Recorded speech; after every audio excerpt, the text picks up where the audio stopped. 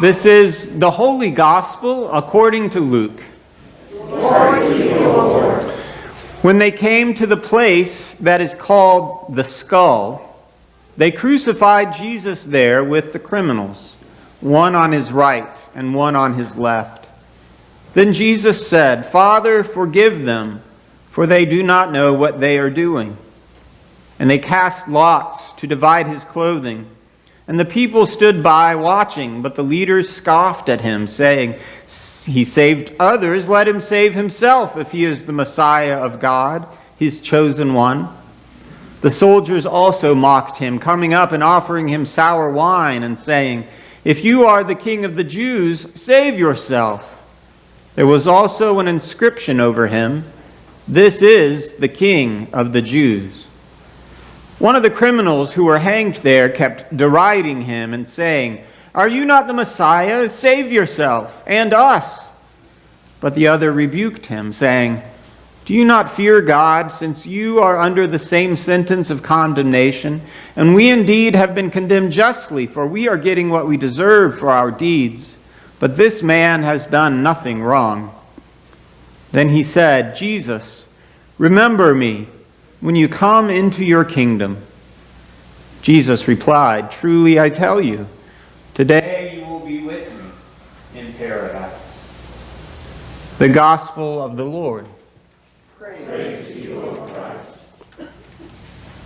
So we've come to the end of the church year. Not the calendar year, but the church year. The one that begins with the season of Advent, moves through Christmas and Lent and Easter, and through the many Sundays after Pentecost during the summer and fall. Today is the last Sunday of the church year, Christ the King Sunday. In some way, the church year is kind of like a scrapbook or a photo album. Maybe like the kind you make about your child's first year of life. The first pictures in the album are like the season of Advent, waiting for birth. Then the baby comes, and each page of your album depicts the events of life. The church year does the same, helping us revisit events of the life of Jesus. In your album, there are always some photos of the most memorable moments, vacations, messy misadventures, milestones like the first step taken.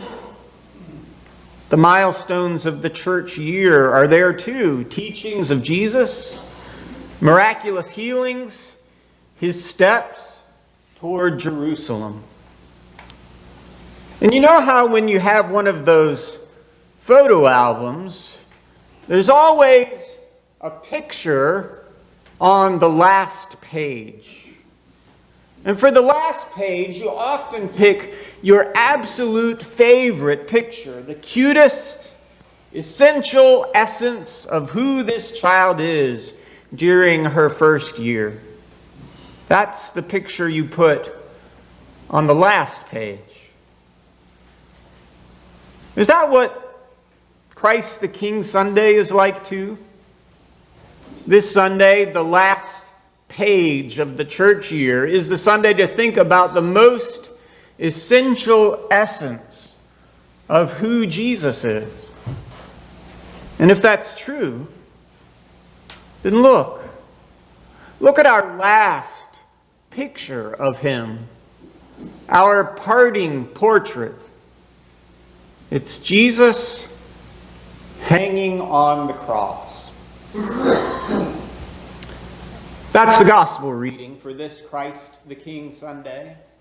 They came to the place that is called the Skull, and they crucified Jesus there. So what do you think? What do you think of this crucified King, this suffering, dying Jesus? The people who were there that day, who witnessed this event, who we hear about in the gospel reason, they didn't know what to think about the suffering, dying Jesus. The people stood by watching. The leaders scoffed at him. The soldiers mocked him. Even one of those who were hanged up to die with him derided Jesus. They didn't seem to understand. They couldn't see in the events of Jesus' suffering and death the way of a king. Couldn't believe that this is how God would save the world. Can we? Can we this day recognize in the story of Jesus and the cross the way that God rules the world through mercy and self-giving? Can we believe that this is the Lord who rules over us?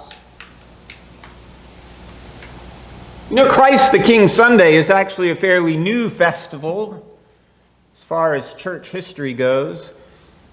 Pope Pius XI made it an official observance of the Catholic Church in 1925.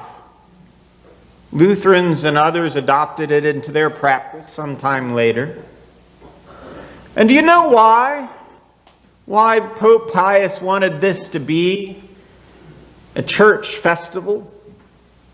Well, he was afraid the world would be lost without Jesus. He looked around the events of his day and he feared Jesus and the gospel were being forgotten because people didn't believe Jesus mattered in their personal lives or in the political world where power and might ruled. 1925.